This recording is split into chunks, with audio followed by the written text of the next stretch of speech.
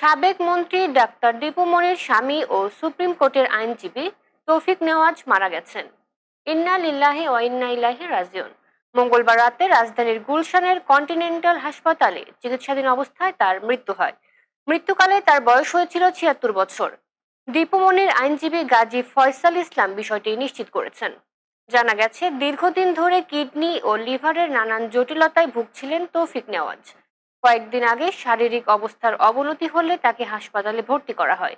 সেখানেই চিকিৎসাধীন অবস্থায় তার মৃত্যু হয়।